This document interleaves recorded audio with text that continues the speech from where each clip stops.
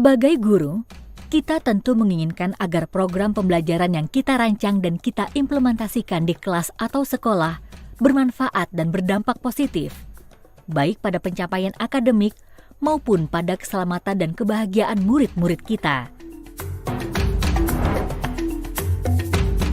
Kita juga berharap agar pengalaman belajar murid-murid kita dapat memberdayakan mereka untuk mampu membuat perubahan positif bagi dirinya sendiri, orang lain, dan masyarakat di lingkungan sekitar mereka.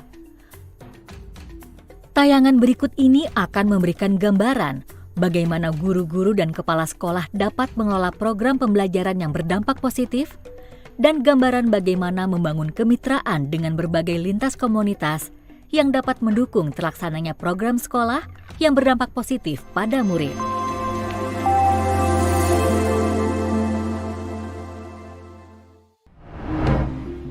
Menurut saya, pengelolaan program yang berdampak pada murid adalah soal bagaimana kita dapat mendorong kepemimpinan murid di dalam setiap program yang kita rancang, baik itu program intrakurikuler, kokurikuler, maupun ekstrakurikuler.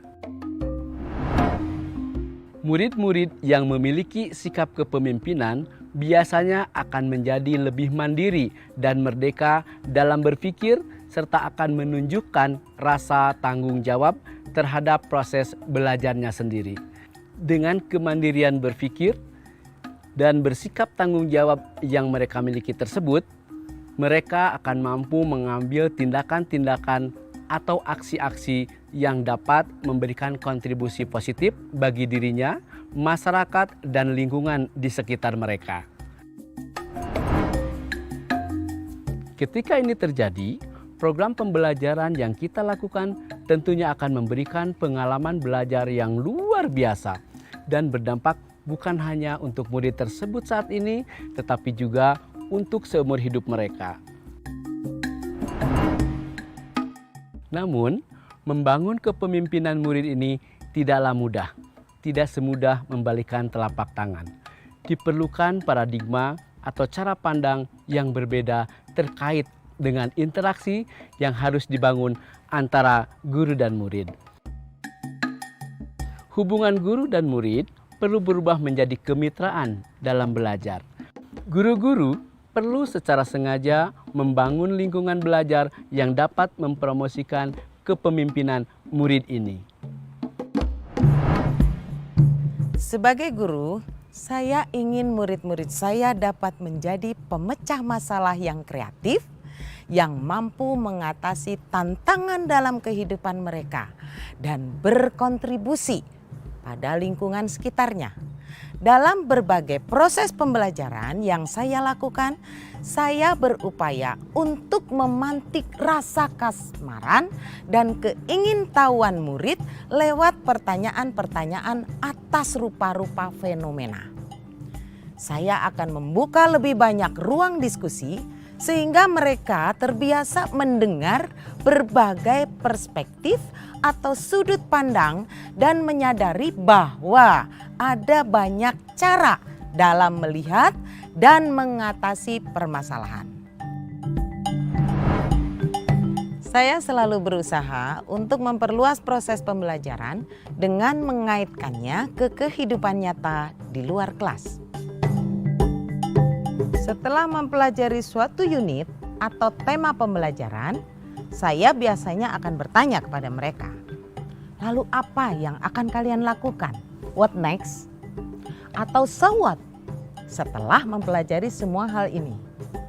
Setelah kalian menguasai pengetahuan dan berbagai keterampilan ini, saya akan memastikan murid berpikir tentang perubahan apa yang dapat mereka buat untuk dirinya dan kehidupannya sendiri, serta untuk orang-orang dan lingkungan di sekitar mereka.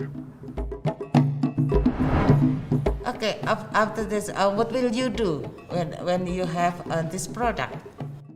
Lewat pertanyaan-pertanyaan sederhana yang kita ajukan kepada murid ini, dalam banyak kesempatan akan membuka cakrawala dan sering berujung pada munculnya prakarsa perubahan dalam bentuk program atau kegiatan yang diinisiasi oleh murid. Menurut saya sangat penting untuk membantu murid-murid melihat kejadian yang ada di sekeliling mereka. Berusaha membawa isu-isu hangat yang ada di sekitar mereka ke dalam kelas dan mengajak mereka untuk mendiskusikannya, serta mengaitkannya dengan apa yang sedang kami pelajari di kelas, agar mereka menyadari bahwa mereka merupakan bagian dari masyarakat dan komunitas yang lebih luas. Nama saya Abdul Basit Zubair Tangki dari Global Jaya. Saya adalah siswa kelas 6 yang juga anggota komite lingkungan di sekolah. Sebagai anggota komite, saya dan teman-teman anggota komite lingkungan bertemu secara berkala untuk mendiskusikan berbagai isu-isu lingkungan yang ada di sekolah kami. Eco-Friendly Challenges adalah sebuah kegiatan untuk menantang seluruh anggota komunitas sekolah melakukan suatu tindakan kebaikan untuk lingkungan dari rumah masing-masing. Saya membawa gagasan ini dalam rapat komite yang kemudian mendukung saya untuk mengkomunikasikan gagasan ini kepada kepala sekolah dan guru-guru. Saya senang dan merasa dihargai karena ide saya disambut dengan baik oleh sekolah. Saya juga senang karena ide ini menjadi sebuah tindakan nyata yang saya yakin akan berguna untuk lingkungan dan kita semua. Saya merasa berdaya untuk membuat perubahan yang baik untuk lingkungan. Melibatkan komunitas menjadi penting dalam membantu mewujudkan lingkungan belajar yang mendukung tumbuhnya kepemimpinan murid.